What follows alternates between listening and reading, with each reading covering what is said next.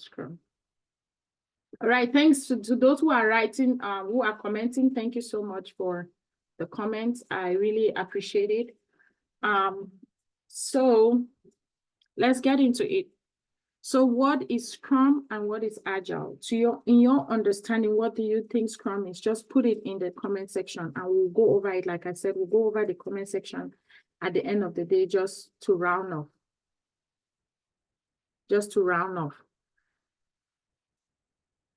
All right, so in your understanding, what do you think Scrum is or Agile is? What do you think it is? So if you were to be asked what Scrum is, what would you say in just maybe a nutshell? Anyways, for me, I always define Scrum as a framework, right? And it's one of Agile's framework that helps teams to organize themselves and work within a time frame. That is my own simple definition of Scrum that has helped me a lot to be able to navigate in the Scrum world. Because if you want to go by the books, you may get a little bit confused because we want to focus on Scrum as a Scrum Master, not Scrum as maybe a project manager and all of that. So Scrum is a project management method for the Agile team to use or group. And maybe not just Agile teams nowadays, you can also have Scrum being practiced by teams that are not really Agile. Even in the waterfall method, some teams try to blend Scrum into it, right? So now we have the Agile Manifesto, and the Agile Manifesto has 4 things that you have to keep in your mind as a Scrum Master or somebody in the Agile world. Everyone that is Agile should be able to talk about this 4 manifesto. In your interviews, you would come across a question where they would ask you, what is your favorite Agile Manifesto, for example, and why? I've had an interview where they've asked me that question, what is my favorite one? And I said collaboration, customer collaboration over contract negotiation. And they asked me why. And I told them, I said, it is better for me as a customer to collaborate. And I gave them an example with Amazon, for example. When you buy something from Amazon and you want to return, maybe the package came destroyed or not the product that you ordered, and you want to return it, the process is very simple, and they try to do customer satisfaction. They try to please their customers rather than argue with their customers or rather than remind you of what the contract is. Let's say you bought a water bottle and the water bottle came, the cover was missing for some reason, whatever it is, the cover was missing, and you write to them, oh, I got the water bottle and the cover is missing. How do I go about it? Amazon will say, okay, can you send back the bottle to us and we will give you a return for that water bottle, right? They will not remind you that when you were buying this bottle, we had told you that, oh, you are responsible for it to get to you. We already shipped it. We made sure that we shipped it with the cover. How do we sell bottles without their covers and all of that? They do not go into argument with you or to remind you of their terms and conditions and all the negotiation that you did, right? And I'm going to use this same example again as we go further for better understanding. So the Agile Manifesto talks about 4 good things that every Agilist should know in your sleep. You should know it. That 4 that you see right there is what is going to guide you. Individuals and interactions over processes and tools. So basically, they're telling you that companies now prefer individual interactions over processes and tools. It's true. You see, companies who want to hire people, they don't want, like, there are some companies who don't want everything to be done by machines, right? They still want people to be present there for that interaction, for that business to flourish, because they believe that me understanding your facial expression, understanding that there are non-verbal communications that machines will not pick up. But if we are talking one-on-one, there are some things that I will pick up. I'll be able to know if you're satisfied or not, because guess what? I can say I'm satisfied. On my face, you would be able to tell that I am not satisfied based on maybe my facial expression, my non-verbal cues that I'll bring out. So Agile Manifesto say, okay, in the Agile world, what can guide us? Let us prefer individuals and interactions over processes and tools. Are they saying that individuals and interactions are more better than processes and tools? Now we can get rid of processes and tools? No. They are saying, let us prefer it over this. Let us choose this over this, over that. It's not like processes and tools are bad. No, because the two can still be used. Now, let us also choose to have a working software over comprehensive documentation. Let us make sure that our softwares are working. Now, we use Jira in the class where the project class that we have. As we've been using Jira, is it working? Let us make sure it's working. Like a few days ago, Jira was reminding me to renew my purchase and all of that, my plan, to renew my plan. Imagine that you're hired in a company and you cannot access their Jira board. You cannot work on Jira. You cannot use the tools they have. Maybe they use Jira, they use Teams, they use Confluence, they use Calendar, Monday, and all of that. And you are not able to access this software, right? It's going to be like a stress for you working in that company. So let us try to put working software over comprehensive documentation. Let us make sure that our softwares are working. Comprehensive documentation is also good, like writing everything down, making sure that we dot our I's and cut our T's is good, but let's have a working software. And then customer collaboration, like I said before, let us negotiate with the customers to make sure that they are satisfied. So that is basically telling you that we focus more on customer satisfaction than reminding the customer about their contract. Reminding them, let us try to see how we can make it better. That is why we have the sprint review session where the customer comes in. I'm not sure my camera is off. Oh, I did that by mistake. Where the customer comes in, reviews the product and say, yes, I actually want that product. That is what I was asking for. I wanted a bottle of water with green cover, blue tap on it, and the water should be purified and all of that, right? So the customer comes during the sprint review, one of the Scrum events, and reviews that product and then accepts it. That is part of customer collaboration. Now, looking at it from customer negotiation, you want to remind the customer of what they had signed in the contract. Let's say during the sprint review, the customer comes and said, I know I wanted a green cover for this bottle, but now I changed my mind. I want a pink cover. You're going to say no. Your contract, you are going to bring out your contract. But Agile is saying, no, we cannot do that. We have to be flexible. We have to collaborate with our customers. We have to try to talk to our customers and make or meet the needs of the customers. Now, the customer has come to our sprint review and they have rejected this bottle because for some reason they slept, they woke up the next day, they decided to change their mind. They no longer want a green cover, they want a pink cover. So let us try to see how we can meet the need of our customers. So that's basically it. And we're not going to go back in the books and say, look, this is your contract. We're not going to pull it. Look at your contract. You signed here that you wanted us to produce you a water bottle with a green cover. Now you're changing it. We cannot accept that. Basically, that is more of project management, right? You stick by what the contract entails.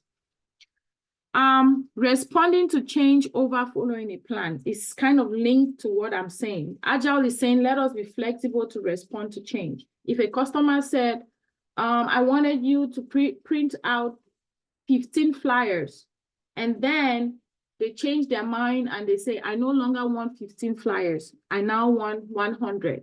You should be flexible enough to say, yes, I can do that for you. You should try to move things around to make that customer happy at the end of the day.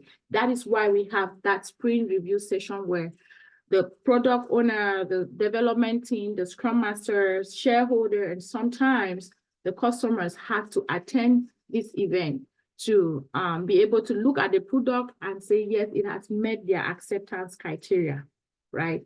And if it has met the acceptance criteria, Can we done it? If it has met also the definition of done, then we can done it and move forward with that. So basically, that is what the Agile Manifesto is. You should be able to know this for. There are some interviews that they will just ask you that question: what is your favorite Agile Manifesto? You can pick one, or if you like to talk about all of them, you should be able to talk about all of them. Now, let us talk about when to use Scrum versus when to use the traditional method. The traditional method is more of project management. Okay, so you can use Scrum when the scope is clearly defined. When the scope is not clearly defined, sorry, the product will gradually appear during the project. Those of us that are working on my current project, you already know that the scope was not clearly defined. When we started, I told you that the scope was not clearly defined. But as we walk along, which we are definitely going to resume after this whole Scrum Master thing, to give you an idea and a background, so that when we get back to class, we will all be on the same page, right? On that project, we'll all be on the same page. The scope was not clearly defined. I want a coaching website. Now, what do I need to put in that website? We have different people working on the team. Oh, I think this should happen here. I've given the developer a few pictures, I think about 5 pictures for now, which I'm going to add more to it and other information for him to do that, right? And our next meeting, he's going to definitely come and show us what he has done, and we will talk about it, and people will give their ideas. I think you should do this and do that. That is it. That's when you use Scrum. When the scope is not clearly defined, whatever you're working on is not clearly defined. Let's say you're working in a software company where you make software for people, or not even necessarily a software company, or just any company, and they tell you to produce some, they tell you that here is a project you're working on. Okay, here is a piece of land. We want you to build a house. Now, that scope has not clearly been defined. They've not told you what kind of house you need to build.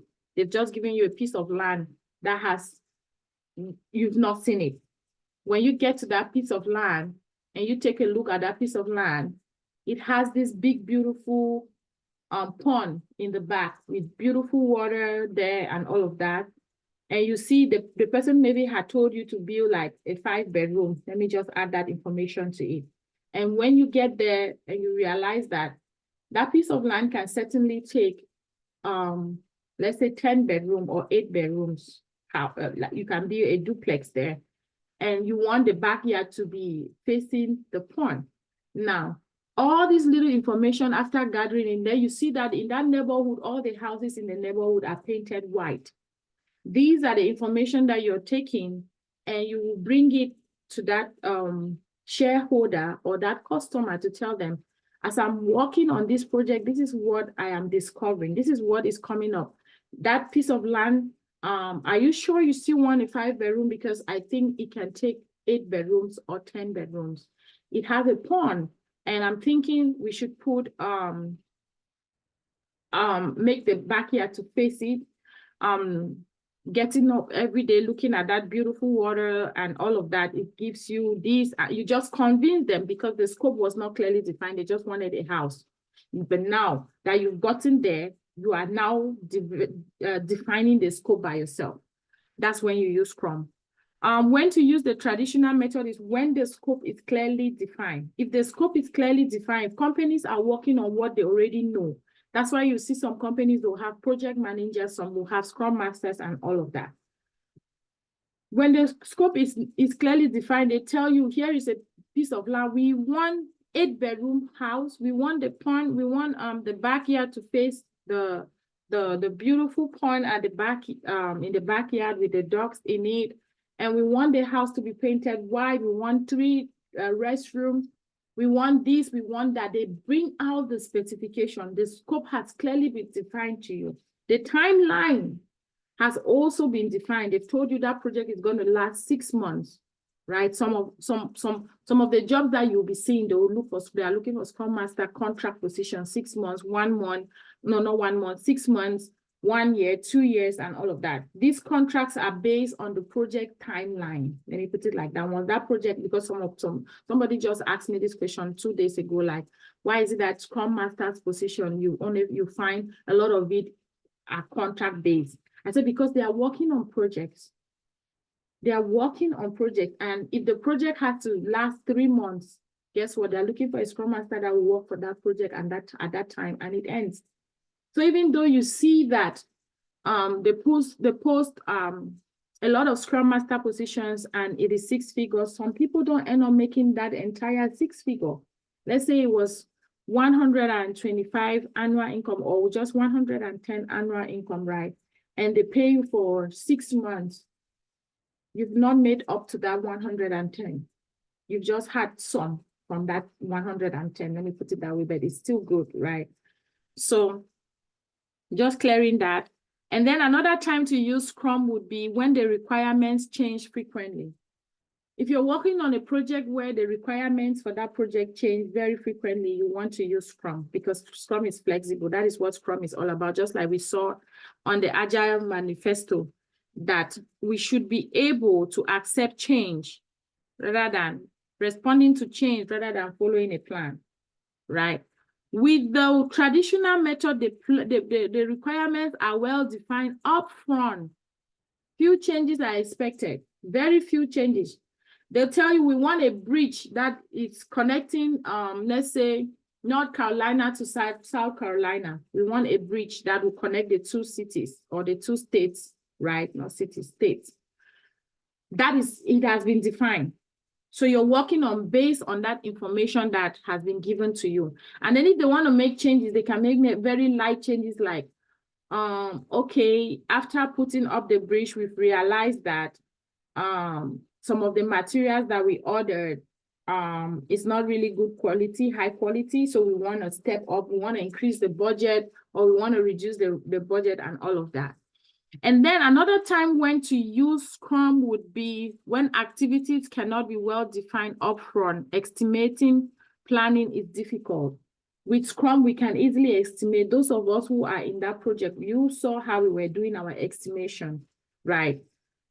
But in the traditional method, activities can be well defined upfront. Estimating is possible and reliable. They've done it many times. They know it will take 5 years for that bridge to be completed. The bridge connecting North Carolina and South Carolina, it's going to take 5 years. So it has already been defined upfront. So estimation is not even needed. They know that to build a house in this neighborhood is going to take us 1 year. To start a new house or a new construction is going to take 2 years. Right. When you don't know how long it's going to take, for example, the project we're working on, that is why I say it's not good for us to give it a timeline, because if we give it a timeline and we had these missing days that we've had, it's going to affect us somehow. But unfortunately, someone had clicked start on that project, which to me, it's okay. We are still working on it. It's okay like that. Let's see, what else am I missing? 3 more to go. Processes is iterative. That's numerous cycles. We release some companies every 2 weeks after every sprint, right? They have like numerous cycles. You have sprints. Whereas the project management or traditional method, you don't have sprints. The project was 5 years to build that bridge. It's always usually long term. If it was 5 years to build that bridge, it's going to take them 5 years. Nobody is going anywhere until that project is done, completely done. Now, success is in Scrum, or when to use Scrum. When success is mostly measured by customer satisfaction, just like we saw it up here, customer collaboration. That's when you use Scrum. When the success of the project you're working on or the company you're working on is measured on customer satisfaction. You see, there are a lot of companies who measure their success based on customer satisfaction. Amazon is one of them. It's a good example. For those who have worked in Amazon, you will see that customer satisfaction comes first. No matter the circumstances, Amazon is there to please their customers. Now, when to use the traditional method is when the success is mostly measured by the project goals for time, cost, and scope. That's project management. Did we meet the time? This project was supposed to be 5 years. Did we work on it for 5 years? If the answer is yes, then they go for it. If the answer is no, okay, they don't really care too much, at least. What about the cost? It was a $1 million project. Did we cover the cost? Yes, we did. Did we go above or below? Whatever it is, they don't really care. Now, in another time when to use Scrum will be incremental results have value and can be used by the users. Make sure that at the end of the day, this website, this business that we are trying to set up, a user can easily use it without stressing themselves, without having difficulties. Let the work that have been done at the end of the day be usable. If it's not usable, then we've wasted time and resources. And for the traditional method, users cannot normally start using the product until the product is completed or complete. For example, they gave it a bridge. We cannot use a bridge that they started building maybe for, it's just like road construction. When you pass by streets where they are filling up some potholes or making some new roads and all of that, you cannot drive on the newly made road, right? On the newly tarred road, you will have to wait some days first before you do that. Whereas with Scrum, you can use the little information that have been released to you. Let's say you were making, okay, let me give it a good example would be like when you go to a restaurant, you have to order you start with maybe your drinks, and then you go with your, they call it what, entree, that is, and then you go now with the main course and all of that. So it goes step by step by step by step. So basically that is it for when to use Scrum versus when to use the traditional method. And now the fiction and facts about Scrum, I'm going to leave you all to read this one. I'll share this document with you all in the group. To read this one, when we come tomorrow, everyone will talk about their favorite facts and fiction about Scrum. Okay, so let's get to part 2 and use the remaining 21 minutes for that. Topic 2. Typical Scrum timeline. What is the script? What does that mean? Okay. A typical Scrum timeline is basically how the Scrum work, the workflow of Scrum. This is a good diagram right here. If you're going for an interview and you know how to explain this diagram, you can easily pass your interview just opening this diagram as your cheat sheet. If you just open it in the back of your computer like this as your cheat sheet, you'll be able to. I can teach Scrum just looking at this diagram from start to finish, right? So basically it starts with the idea, the goal, the vision, right? What is the goal? What is the vision? Let's create a website for a coaching website. That is the goal, that is the idea, that is the vision. Okay, now we have stories for those of you who are already on that project. Those stories, these are the stories that are on that product backlog that were assigned to some of us. We assigned some to us, others I assigned them. These are the different stories. Now this is pre-sprint. When you start the sprint, you move those stories from the backlog. When our sprint started, we move some, not all, to the sprint backlog. Right here, you have the stories in the sprint backlog. And we're going to work on it from the sprint backlog into the tasks. You can break them into little tasks. As we go down, you'll see these diagrams more bigger down. Then you have our burn down chart, which I'm not sure if some of you have been looking at it. We've been looking at it every time that we've gone on there. And then we also have the, what is it called? The potential releasable increment of the final product. That is the box ready to be shipped right there.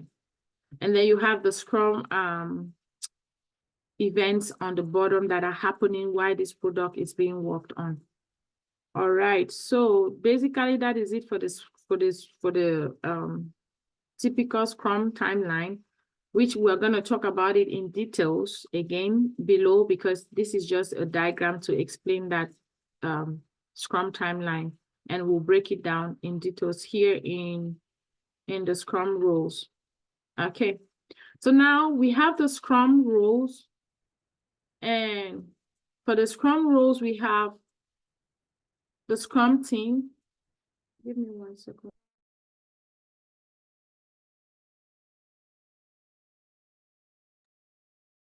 We have the Scrum team. The Scrum team is made up of 3 roles. We have to keep that in mind, 3. The product owner, the Scrum master, the development team. From the picture that you can see on your screen, the product owner on each Scrum team is always 1. The Scrum master is just you, 1 person, just 1 you. And then the development team is made up of 3 to 9 people. Keep that in mind. In your interviews, they will ask you how many of you were on your Scrum team. Make sure that your numbers are right, because when you get your numbers wrong, also prepare to do a cover or backup. I remember when I just started Scrum and I was doing interviews, they asked how many of us were on a Scrum team. And for some reason, I don't know what came to my mind, I went and said 18 of us. And one of the people in the interview panel said, 18 of you, that's a big team. So how many Scrum Master? I said myself, the product owner, and then the rest development team. And then as soon as I said it, because of his facial reaction and expression, I was able to tell that he was beginning to suspect that I did not know what I was saying. So immediately I said, well, the team became 18, but right now we are in the process of splitting the team into 2. So the current team that I am on right now, we are actually 12. And then the 6 other people would have to start a new team and all of that. So I am Scrum Master for these 2 teams. That's how I was able to cover up. So that keep in mind, there's only 1 product owner, 1 Scrum Master. Development team is made up, it's a mixture of variety of roles that we are going to see down here. Any question before I continue? Sorry, I've just been going. Any question? If you have any question, you can unmute yourself and ask.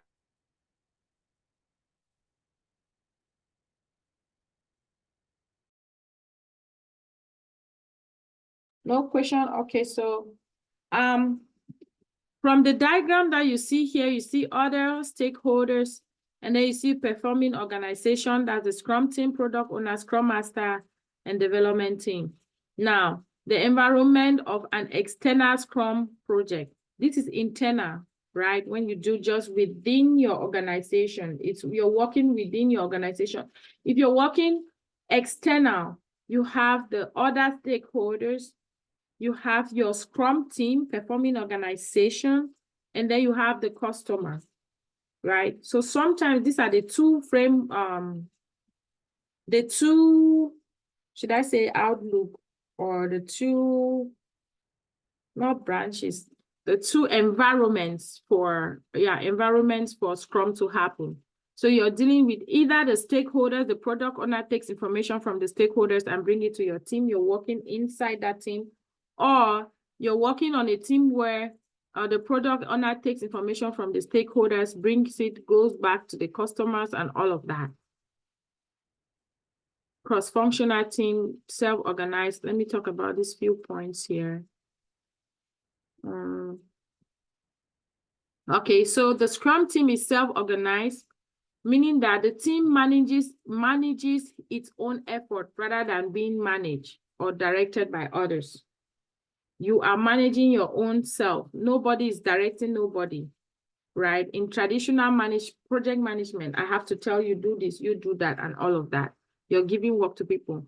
Keep in mind that the team is also a cross-functional team, meaning that the Scrum team has all the expertise and competencies needed to get the job done without any help from outside the team. We can do our job by ourselves. We are capable of doing it. Now, let's talk about the product owner. The product owner is either a position that is full-time or part-time. Same as it is a business-oriented person. Same as a Scrum Master, right? But we'll get to Scrum Master later. Let's focus on talking about the product owner. So the product owner is somebody who knows about the business, who understands the product for that company. They know what the company is selling, and they are in charge of when they may ask you also an interview question, who is in charge of the product backlog? It is the product owner. The product owner is in charge of the product backlog. You have to keep that in mind. He's the one who uploads information or work for the product backlog for the people to work on it. It's the product owner who does that. Every work that is worked in a Scrum team, the product owner is the one who takes this information, puts them there, and then the team sit down during sprint planning and begin to plan on it. Okay, product owner, what is it that you want us to work on this time around? And they do that. All right. So the product owner is responsible for the product backlog. He has business information. So if you've gone to business school, you can also be a product owner. If you have any background in business, you're business oriented, you can also work as a product owner, right? And then he's the owner of the backlog. That's why they call him product owner. He owns that product. And then he has to communicate effectively with the team on the project that they're working on, right? So he is like a middleman to the customer or the stakeholders and the Scrum team, right? So he connects himself with the stakeholders. He takes information from the stakeholders. Let's say if he was a product owner in this kind of environment, internal environment, right? He will only take information from the stakeholders and brings it back to the performing organization or to the Scrum team.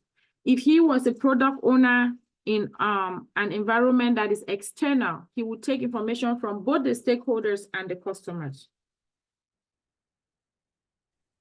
From both the stakeholders and the customers, right? So he is the one that kind of does a lot of changes with the backlog. He's the one that if any thing is supposed to change on the backlog, the product owner is the one that will go ahead to make all these changes. If anybody wanted some changes to be done, you have to contact your product owner and they will be the one, because they have that access and that power, considering that they own the product, they will be the one to make these changes. So he's basically like a middleman he's the one who connects the entire team. Let me put it like that. He connects the entire team. They understand the product, they understand the business, and they connect with the stakeholders. That's basically what I've told you here without like reading it, but that is what I said that they wrote up there. Now, the Scrum Master, you are this person standing in the middle. You are either full-time or part-time, just like the product owner, full-time or part-time. You can be a Scrum coach. My name, Coach Mimi, is coming from Scrum, right? And then, and a facilitator as well. That's where the confusion comes in when you are employed as a Scrum Master, and if you cannot create that balance, at one point you will find yourself being overbearing for your team, right? So the Scrum Master is the one who brings the team together as well. You are like a coach. Let me put it like that. A Scrum Master is like a coach. You know, a coach in a team, you tell people it's time to sit.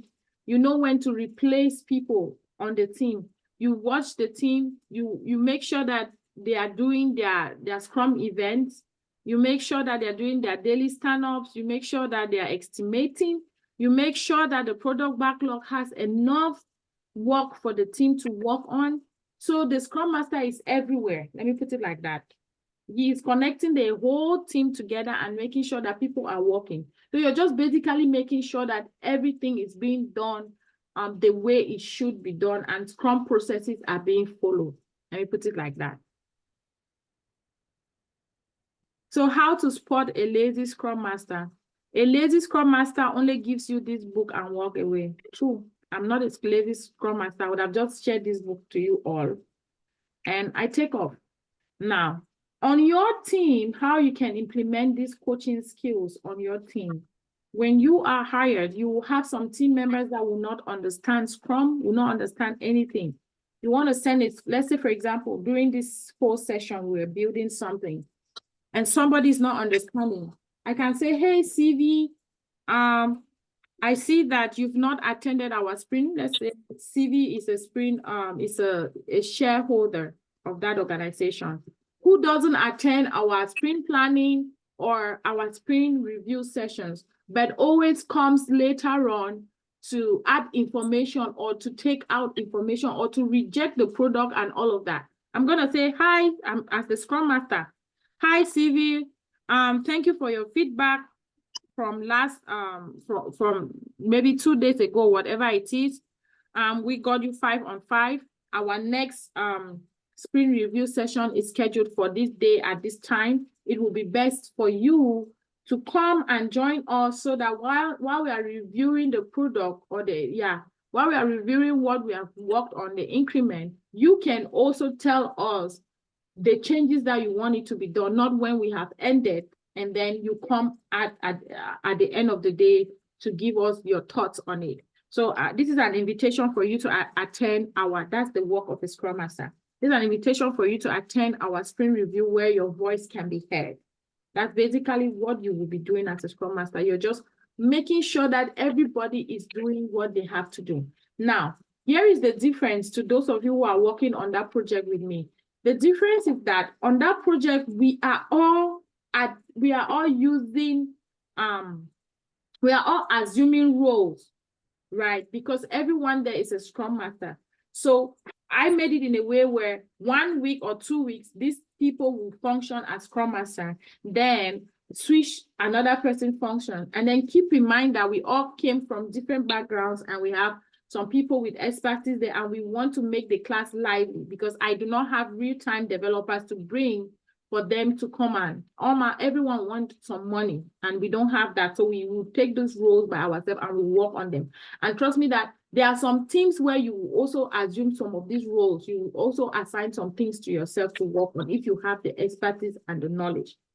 So basically, that's what I thought I should clear out here. So the Scrum Master basically is like a glue for the entire team. He's the one or she's the one that makes sure that everything is being done and following the Scrum guide. Everyone is doing what they have to do and the Scrum events are being practiced. And then if there's anybody slacking in the team, somebody maybe does not understand what the sprint review is, right?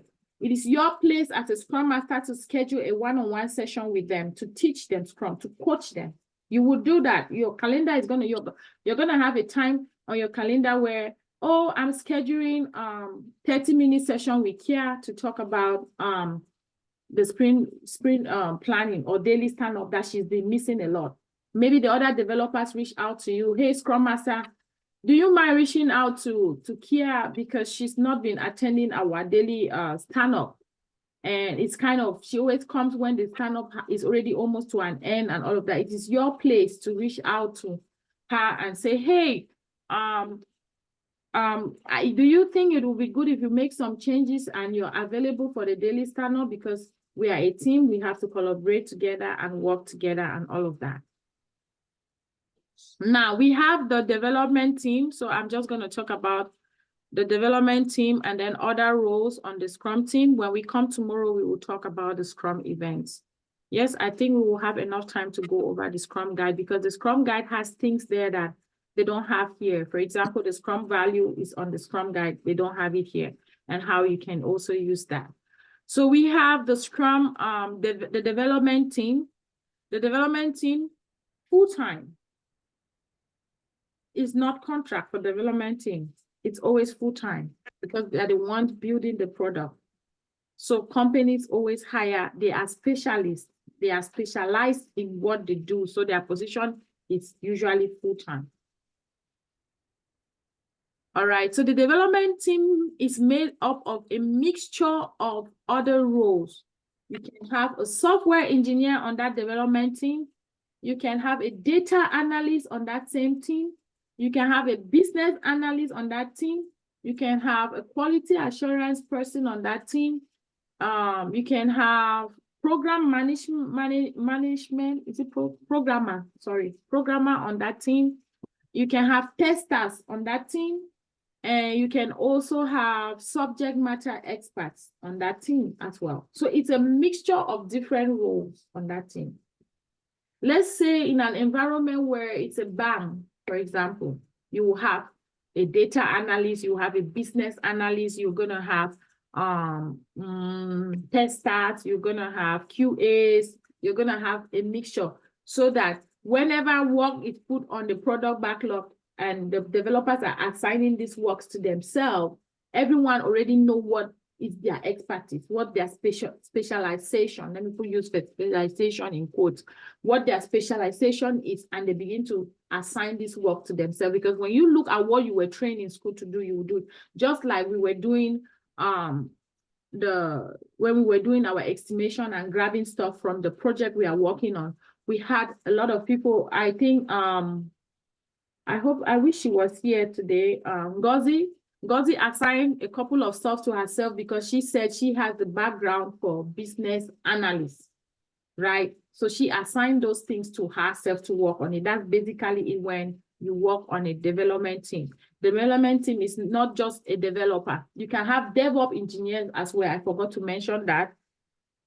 You have DevOps engineers, you have other expertise or specializations on that development team. It's a mixture of roles. They can also ask you that in your interview questions. So when they ask you things like that on your interview question, make sure that you want to give them the information they are looking for. Even if you work on a team where you've read the job description already, they are looking for somebody who comes from a background where, let's say, an IT background. So they are looking that you have worked on a team where you had a software engineer, on a team where you had a programmer, on a team where you had a DevOps engineer. These are IT terms, right? All of these terms, you want to put them together in your response to them. I worked on a team where we had this. So you're giving them a picture of their team so that they know that you're going to do well in that position. Don't say, I work in a team where we had QAs. You're just saying people that are not going to be helpful to you at the end of the day. They'll look at it like, oh, your background, you've never worked with data analysts, you've never worked with software engineers or programmers. How are you going to cope now? But if you sell that image to them as you had that background already working with these people in that environment where these people are, they know that you will do very well in this in your new environment. Now, the other roles we have testers, designers, just like I was talking about, quality inspectors. Sometimes they call them quality assurance. You have the team leader. Sometimes, yes, the development team would have a team leader. They can either appoint them or they hire them as team leader. You go to jobs, if you look at jobs, you will see they're hiring maybe sometimes team leaders and all of that. And then you have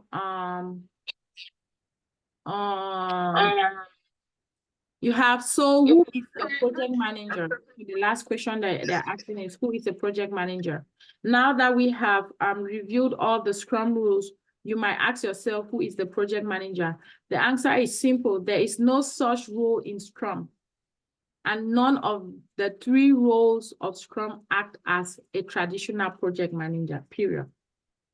Some people consider the Scrum Master to be equivalent to traditional project managers, but it is not true because the Scrum Master responsibilities are very different. True, your responsibilities are very different. You're not managing money. Project manager will have to manage money, time, and project manager can even call you and say you were supposed to deliver here, where is it? And shout at you and do all of that. A Scrum Master is a servant leader. You're serving the team. But it is not true because the Scrum Master's responsibility or tasks are very different than traditional project manager. So a better question to ask is, what happens to project management? The project management responsibilities are distributed among the 3 roles of Scrum, and there is no centralized project management in Scrum, period. All the 3 rules of project management have been distributed in Scrum. So any question? If not, we can go over to the charts, review the chart. If there are questions in the chat, we answer them.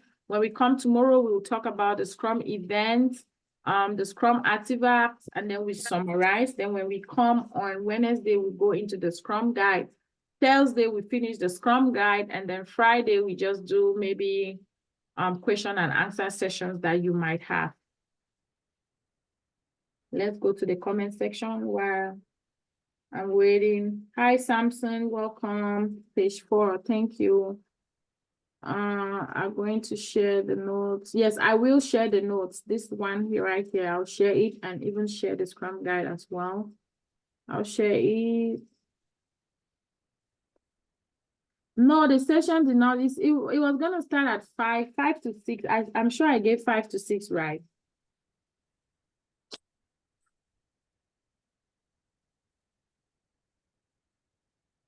Yes, 5 to 6. Thank you for sharing, for forwarding that message. So tomorrow, yep, it's still the same time all throughout to the end, so Friday. I know, you are not alone. I think some people have sent me text message thinking class is starting now. They're asking for link. They miss out on the time based on the time difference. Hi, Priyanka. So what do you all think about today's class? What do you think about today's class? Should we continue or should we continue? Yeah, we should continue. Okay, somebody learned something. Yeah, I'm glad. Yeah, can I say something? Sure. Yeah, after the class, after the 5 days class, I would also like to continue with you and with your coaching, so I could get the skill set that I needed. I've actually been in a lot of classes in the past. You know, this like the third or the fourth class. You know, you learn every day. So Yeah. so So after the I'm really trying to give people out because I had that difficulty when I just finished my Scrum. Nobody was able to help me. I'm sure there are a lot of people out there. I've helped a lot of people, trust me, a lot. I've helped a lot of people. People have referred so many people to me and they've ended up making their 6-figure because I would say I have a good heart. I just don't see any reason why you should hold information that should help some other person, because I believe if everyone is fine, there will be nobody stressing here and there, we will all be fine, you know. So I decided to start I'm just gonna help teach Scrum the best way I know how, and then add that session to it where I give you that experience. I think I'm not sure if she's still here, but I'll check to see. Sylvie, if it is the same Sylvie that I know, she's on that project and she's liking it too because she got stuff assigned to her. She did not know how to use a Jira board. She did not know how to navigate on it and all of that, but she is finding her way. I have other people that have not joined today because they already took the Scrum class with me already. So that's why some of you that were on that Scrum, you see that some people were picking up more than others because they already knew, I already explained to them what the backlog is. And when we got there and we were doing estimation, right? I do not do estimation when I'm teaching here. Estimation is best done physically for you to understand, just like we did it. And I'm sure I saw her, I think she left. Danny, I'm sure she did not understand what estimation was all about. She was taught the estimation, but she's not done it before. We're able to estimate based on our team capacity, and they were really excited, like, oh, so this is how the estimation works and all of that. So I give you that experience that you will need to get somewhere else. I spent a lot of money, but I'm not even gonna go towards money because I just feel I want to do it. It's something I'm having a passion for. I want to do it. So thank you. Yes, we can talk at the end of the class. If you want to continue in that project, you can continue in that project. Yes. So at the end of this material, it has question and answer. For example, let me click here. So question 1 say, there is no one in a Scrum team called project manager, true or false? These are the questions, kind of questions that you will see in the Scrum exam. Whether you take the exam from PSM or you take it from Scrum Alliance, trust me, you'll see it. And the way I've answered some of the questions, like you're working on a team and as a Scrum Master, what you're able to do and what you're not able to do, who should do what, they will ask you those kind of questions like, you're working on a project and you suddenly realize that one team member is not working on that project. Who should be contacted or who should talk to that team member should come back and work? They'll put project manager, they'll put product owner, they'll put Scrum Master, they'll put development team like that. And then you choose the right answer. How a product backlog should be ordered. So how do you order a product backlog? So this one is saying based on the size of the items. We'll get to that. We'll get to the Scrum artifacts. The product backlog comes under Scrum artifacts. When we get there, we'll learn that. And then it is not allowed to change the members of the development team, true or false. Right. So you see all the how much should development team work on a specific product backlog item? How much work should they work on? Right. So now you say as much as we have the time in the sprint, as much as needed to be done based on the definition of done, until the product owner accepts it, until the customer accepts it, until the QA formally accepts it, until it is potentially releasable, which is, this one is, you want to start eliminating the answers that are not possible, that are not the correct ones until you get the right ones, right? So basically that is it. We'll talk about that. These three questions will fall under artifacts, I believe, and the Scrum events, because we ended in the Scrum rules. So yes, see you all tomorrow. And once this is done, we will just get back into that project. And anyone that is new on the project, I'm now calling it internship. Anyone that is new on that project, I'll give you a rundown. For the first day, we're going to do a rundown for you to catch up. Then the next day we come and everyone, maybe I even assign some story points to, or some stories to you that have not been issues, as we call them, that have not been assigned to nobody, or whoever has more than two will begin to share the work to everyone so that we all get our hands dirty on that Jira board. And then you also have access to the Miro board, because we are using Jira and Miro. I have a couple of ladies who joined who did not even know what a Miro board was, how to navigate it, but now they are experts. Sometimes I go to the Miro board and see how they've arranged some things, change the colors, move things around, and I'm really very proud. So yeah, this is something that I wanted to do, and I'm doing it, and I'm loving it. So if we do not have any questions, or if you have any questions, remember the WhatsApp group. If you have any questions, go to the WhatsApp group and drop it there, and I will answer them. I have to run now into a one-on-one coaching session with my mentee. And for those of you who are just joining, the flyer that you see, you can pick any of the packages there. If you want to join this project, go ahead. If you want to sign me up as your coach, you can do that. For coaching for 1 year, I think I made a new flyer because I want to reduce the people that I'm coaching. I want to give more quality than, should I say quantity? So it's more about quality than quantity. There's a new flyer that I made. I want to make sure. So yeah, follow that flyer and let's talk and see how to go about it. Can you please post the flyer in the WhatsApp group? Okay, I will do that. I know Thank some you. of you just joined the group today. The flyer is there, but I'll share it again. Yeah, because most of the people working on that project, I think I have 3 ladies working on that project that I am mentoring actually, and you sign me up is for 1 year, meaning that since you're here, let me just say, because these questions may come up, meaning that if you have an interview, for example, we can do a one-on-one interview session prep. You send me the job description and I tell you, expect this kind of questions to come, prepare like this and prepare like that. I'm not done yet, Avery. Thank you. Prepare this question and look forward to this and all of that. And then after that, does it mean that the coaching has ended? No, it has not. It does not mean that it has ended. If you get on the job, you're having difficulties, you can tell me, this is what I'm facing right now. How do I go about it? For example, the most recent one last week, a mentee of mine said, I just joined a team and I feel like because I'm very young and the developers are very old men, they don't listen to me. They don't do daily stand-up. Mimi, I don't know how, Coach Mimi, I don't know how to do it because this is my third month in the team. And I've noticed that they don't do daily stand-up. And when I ask them why they don't do daily stand-up, it takes them like 3 or 4 days to reply to my email. How do I really go about this?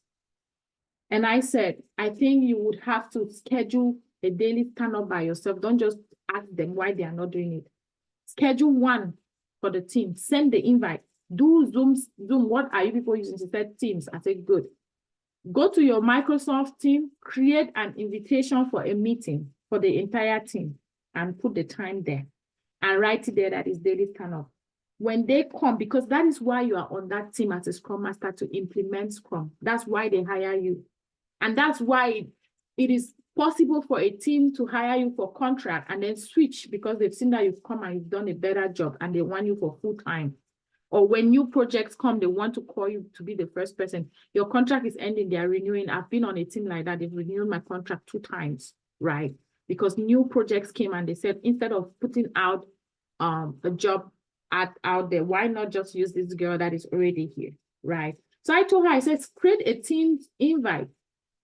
Let everybody be there. Invite them. That is just, make sure you bold that word just 15 minutes. When they come, you be the one to lead. Tell them, you ask them the 3 questions. What did you do yesterday? What are you planning to do today? Do you have any impediment that we should be aware of?